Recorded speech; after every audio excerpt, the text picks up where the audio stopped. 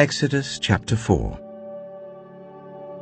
Moses answered, "What if they do not believe me or listen to me and say, 'The Lord did not appear to you'?" Then the Lord said to him, "What is that in your hand?" "A staff," he replied. The Lord said, "Throw it on the ground." Moses threw it on the ground, and it became a snake, and he ran from it. Then the Lord said to him, "Reach out your hand and take it by the tail."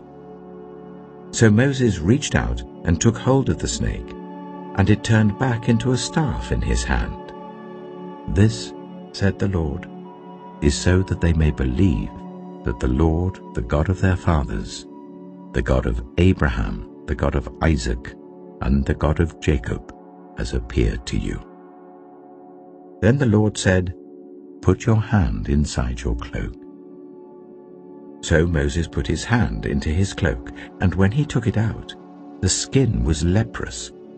It had become as white as snow. "Now put it back into your cloak," he said. So Moses put his hand back into his cloak, and when he took it out, it was restored like the rest of his flesh. Then the Lord said, "If they do not believe you, or pay attention to the first sign, they may believe the second.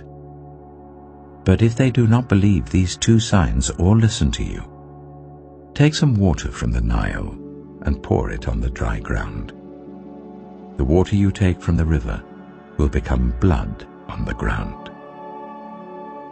Moses said to the Lord, "Pardon your servant, Lord. I have never been eloquent, neither in the past nor since you have spoken to your servant. I am slow of speech and tongue." The Lord said to him, "Who gave human beings their mouths? Who makes them deaf or mute?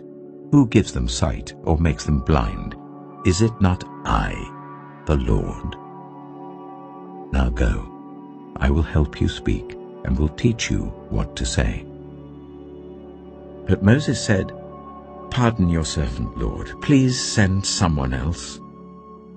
Then the Lord's anger burned against Moses, and he said, "What about your brother, Aaron the Levite? I know he can speak well. He is already on his way to meet you, and he will be glad to see you. You shall speak to him and put words in his mouth. I will help both of you speak and will teach you what to do. He will speak to the people for you, and it will be as if he were your mouth, and as if you were God to him. But take this staff in your hand, so that you can perform the signs with it." Then Moses went back to Jethro, his father-in-law, and said to him, "Let me return to my own people in Egypt to see if any of them are still alive." Jethro said, "Go, and I wish you well." Now the Lord had said to Moses in Midian, "Go back to Egypt, for all those who wanted to kill you are dead." So Moses took his wife and sons, put them on a donkey, and started back to Egypt. And he took the staff of God in his hand. The Lord said to Moses, "When you return to Egypt, see that you perform before Pharaoh all the wonders I have given you the power to do. But I will harden his heart, so that he will not let the people go. Then say to Pharaoh, 'This is what the Lord says. Israel is my firstborn son, and I told you, let my son go so that he may worship me. But you refused to let him go, so I will kill your firstborn son.'" At a lodging place on the way, the Lord met Moses and was about to kill him.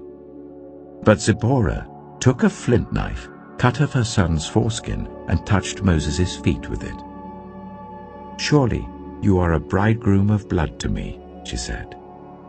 So the Lord let him alone. At that time she said bridegroom of blood, referring to circumcision. The Lord said to Aaron, "Go into the wilderness to meet Moses." So he met Moses at the mountain of God and kissed him. Then Moses told Aaron, everything the Lord had sent him to say, and also about all the signs he had commanded him to perform. Moses and Aaron brought together all the elders of the Israelites, and Aaron told them everything the Lord had said to Moses. He also performed the signs before the people, and they believed. And when they heard that the Lord was concerned about them and had seen their misery, they bowed down and worshipped.